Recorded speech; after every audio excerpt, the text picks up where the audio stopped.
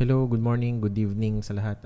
Quick update lang tayo regarding dito sa recent na pinost ko na bagong SMS gateway.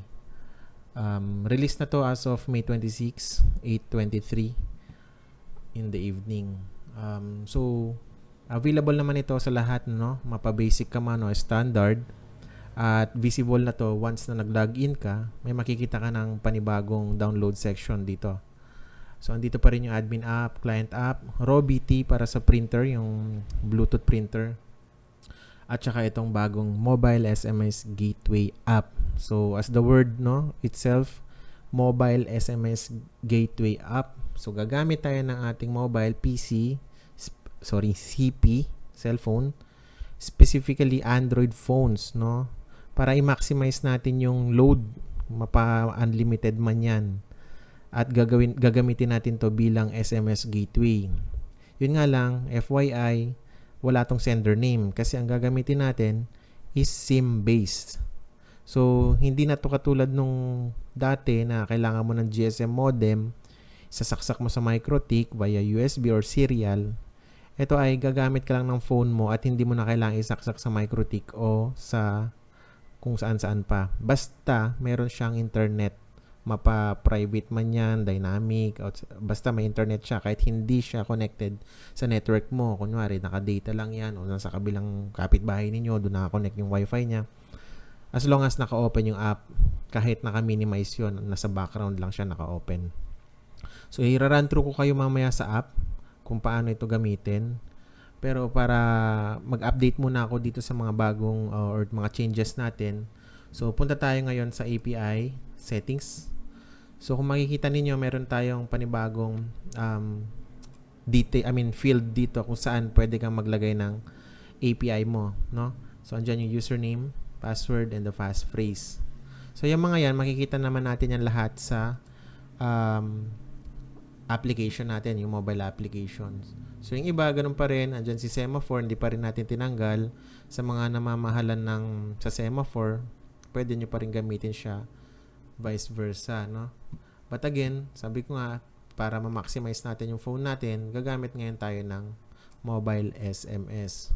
So, disclaimer lang, itong mobile app at saka itong integration natin ay galing sa open source, no? Open source na pwedeng gamitin kahit sino. Ang ibig sabihin nun. So, meaning, wala tayong kinokopya, wala tayong ginagaya, kundi open source siya. So, since open source siya, libre lang siya. Kaya ngayon, hindi ako maniningil ng additional para lang magkaroon ito. Available na to agad sa inyo. Mag-login kayo ngayon, available na yan. Download nyo yung application, pwede nyo nang gamitin. Okay, maliwanag tayo doon. So, mobile SMS. So, yan yung nabago dito, o nadagdag. Next is, dito sa API integration, messaging. So, makikita nyo, nandun pa rin naman yung dalawa. Yung add template, andyan pa rin yan. Pero dito sa send message, dati kasi nakikita nyo lang is yung yung by group, no? For example, nag-send kayo to all. So, isang group lang yun nandyan. But this time, makikita nyo individually, pati message andyan na. So, technically, para siyang outbox na talaga.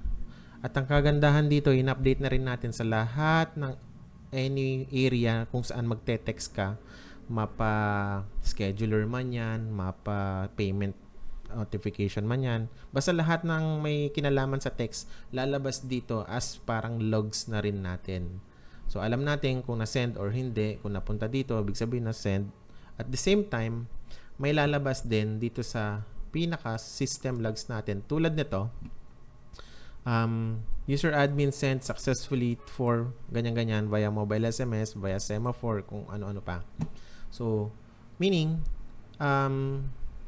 for example, sa scheduler natin, di ba yung payment reminder, malalaman mo na kagad kung nag-send or hindi. At the same time, lalabas siya dito sa messaging outbox natin. So, yun yung mga change ko para mas maging informative yung page na ito. So, next is sa API scheduler. So, dito, makikita nyo na rin, nandito pa rin si scheduler. Mag-add ka pa rin ng schedule. So, pwede ka na mamili ng medium or dito, pwedeng tatlo pa rin or pwedeng isa. So, andun pa rin si semaphore again. Kung gusto nyo may sender name. So, dito sa baba, same pa rin naman. Doon nga lang sa mga naka-basic, no, ito lang mawawala sa inyo, yung pay-as-you-go payment notification. So, kasi wala tayong pay-as-you-go sa basic. But the rest is the same. So, itong mga check cross dito sa gilid, ito lang naman indicating na kung ano yung pinili mong medium o anumang pamamaraan para i-send yan. So, kung dalawa sila, so dapat dalawa naka-check. Okay? So, game. Punta na tayo sa application. So, open ko muna yung cellphone. Ito. So, naka-screen mirror lang ako. And then, ito, real time to. Ito talaga yung phone ko. Tapos, once na ma-download nyo na yun, syempre, pupunta yun sa downloads nyo, no? So, for example, ito siya. Yung downloads natin. So, pag-click nyo dyan, installing. So, harmful app, block. Okay. So, hindi siya na-install, no? So, yan yung common na makikita ninyo. Now, para ma-solve yan, punta lang kayo sa Play Store. Tapos, click nyo lang yung icon nyo. Tapos, Play Protect. Wag nyo yan, install yan. Ang gawin nyo lang is punta kayo dito sa setting icon sa taas. I-turn off nyo muna itong scanning, no? So, wait lang. Yan, i-turn off nyo muna yung scanning para kapag in-install nyo to, mag-i-install yan. So, in my case, naka-install na, in-update lang niya. So, app is installed and then done.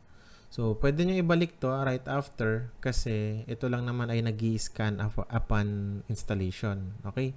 So, ang itsura niya ay ito, yung SMS gateway, yung katabi ng, sa baba ng RawBT, katabi ng speed test. So, yan ang icon ng application natin. So, pag binuksan natin yan, ito yung, by default, ganyan yung state niya. So, home, message, settings. Okay?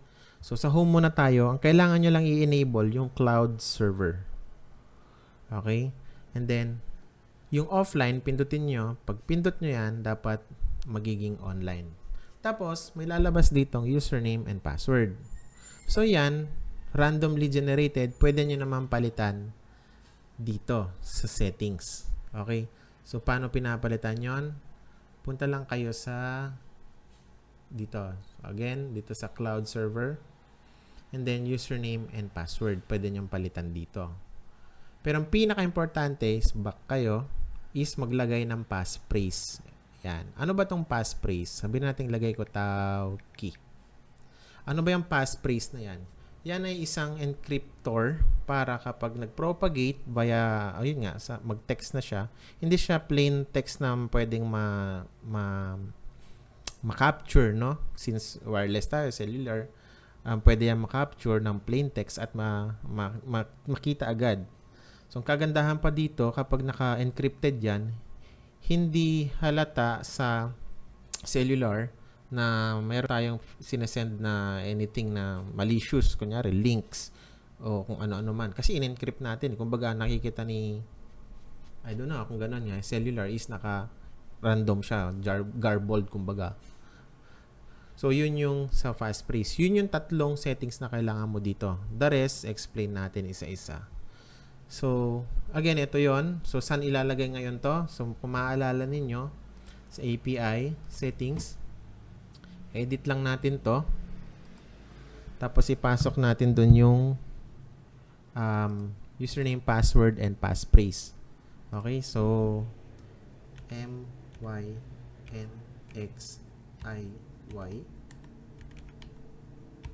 wants to PWVU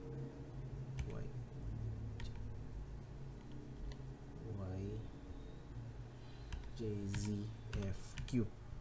So, check ko lang. So, MYNXIYONSOPWVUYJZFQ. And then, yung passphrase ko, yung Tauki. So, yung tatlong yan ang pinaka-importante. So, balik tayo dito. Explain ko naman yung iba.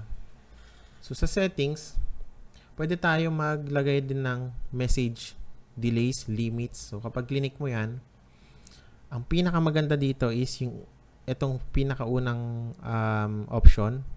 Pwede, kunyari, yung cellphone ninyo, dual SIM. Sana may triple SIM, no? Pwede nyo i-round robin or random yung paggamit ng SIM. Meaning, unang text, kunyari, pinili natin random, ay round robin. Every add even text, magra-round robin siya para hindi laging isang SIM lang ginagamit. So, para saan to? Para hindi maiwasan natin, ma-block yung SIM natin, lalo na kung nagsisend tayo ng maraming message at a time. Pero hindi naman natin papayagang mangyari yun, no? Kasi kahit mag-random to, kung libo-libo yung sinesend mo at a time, mabablock yung dalawang SIM mo. Kaya, ang option pa natin dito is to limit, kunyari, every minute. Ang gusto nating isend ay 10 piraso lang. So, ganyan. So, meaning, magkakaroon, kunyari, may 1,000 kang sinend ngayon. Dito sa message, lalabas dyan 1,000 as pending. Pero by minute, pa-10 lang ipaprocess niyang isend. Okay? So, pwedeng ganyan. And then, maximum value. Ito, kahit default nyo na yan. Basta mahalaga ito. For now, ang gagamitin ko yung OS default, yung pinaka-primary SIM ko. Kasi walang load yung isa. And then, ayun na. So, yun yung settings sa message. Yung iba, ito, kung gusto niya lang tanggalin na yung logs, kunyari to, kung kailan nyo gustong i-delete yung mga logs dito sa message, ayan lang. So, straightforward lang. Basta ang pinaka-importante is yung cloud server settings tsaka yung message settings. Okay, sige. So, try natin ngayon. So, for example, dito sa customer records, gusto natin siyang sendan para mag-send na kagad. So, kunyari si T1. So, yan. Hindi ako naka-integrate. Di naman natin kailangan. So, kunyari, bibigyan ko siya ng message real time, no? Ngayon. At pinili ko yung mobile SMS. Sabihin na natin, hello. Then, pag sinabit natin yan, at check natin yung cellphone natin, so, dapat lalabas siya dito sa message.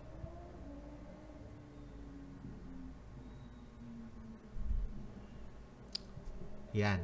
So, medyo matagal kasi nga depende yan sa communication mo o sa ISP mo papunta sa server. Kasi server-based na itong application eh. So, meaning, pinapadala natin dito, pinapadala natin yung information na to doon sa server ng application. Tapos si cellphone naman, kukunin niya doon sa server na yon. Kaya walang limitation sa ano man yung ginagamit mong internet provider dito sa cellphone o kaya dito sa billing, no, or sa laptop mo. So again, hindi kailangan magka-network sila. So pwedeng, sabi ko nga kanina, pwedeng itong cellphone mo nasa Australia, tapos ikaw nasa Amerika, yung nag-access ka ng billing sa Amerika, tapos yung cellphone mo nasa Australia. Pwedeng ganon.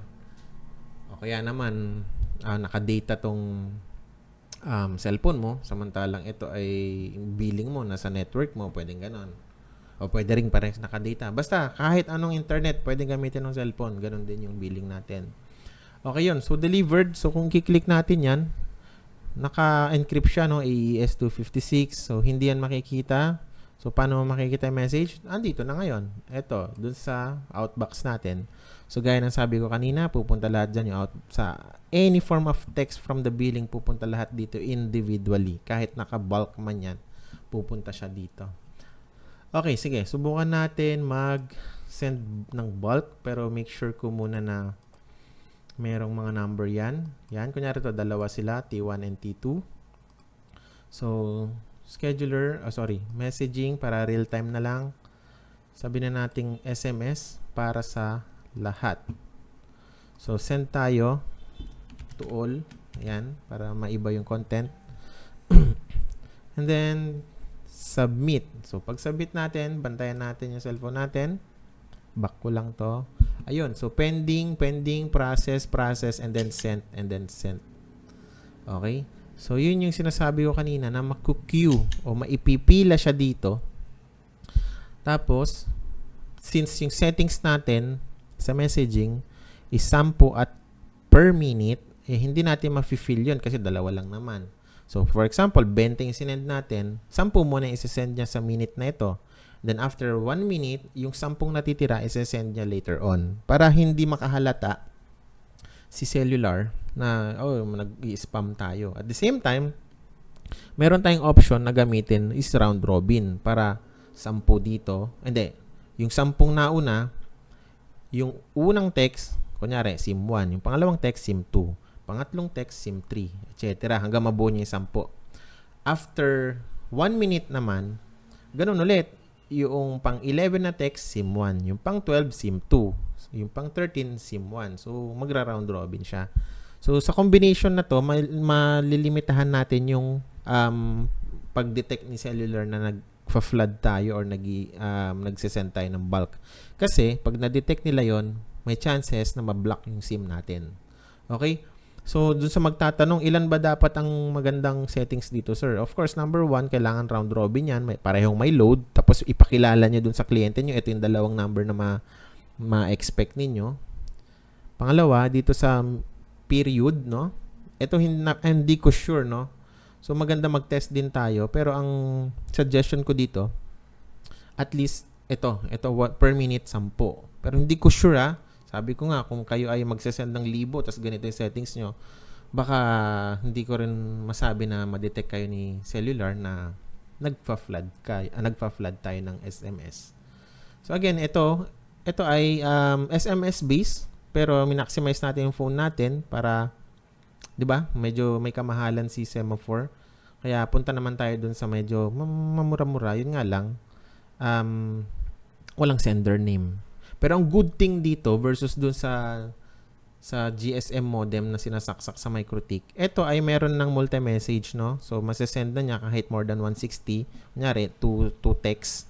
So, makakonsolidate niya na yun into 1 text, pero gagamit ng 2 texts yun, or 2 text amount kung naka-regular load kayo. Pero kung naka-unli kayo, walang problema. Hindi nyo na mararamdaman yun. So, again, pwede ito sa unli, pwede ito sa regular text. Kung mayroon kayong merchant SIM, mas maganda para may sender name. Yun, di ko na madidetail kung paano yun kasi wala ako nun. And the rest are the same, no? So magtatanong, sir, wala na ba yung GSM modem? Yes, wala na. Ito na yung kapalit. So, kunin nyo yung SIM ninyo doon, lagay nyo sa Android ninyo, at gamitin nyo na lang to.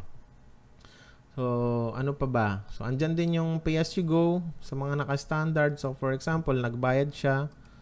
Yan. Nilagyan mo ng ganitong plan. Hindi pala ako naka-register. So, pag ganyan, pag send mo niyan, magsasend din siya ng payment notification. So, ganun din kapag sa GCash, mag-payment notification. Again, lahat naman yan nandito sa scheduler. Ito, yung complete details. So, pwede rin sa scheduler. Again, yun nga sinasabi ko sa scheduler. Make sure lang na may settings kayo dito na hindi mukhang flooding naman. May parang delay, may batch kayong isi-send. So, dito lahat yon. Hindi nyo na po problemahin dito sa billing system. Okay? So, I hope makatulong to. Kung may question kayo, isa-isa lang. So, sasagot naman ako as much as I can. Pero kung hindi ako makasagot, hintayin nyo na lang, sasagot din ako. Okay? Salamat at good evening, good morning.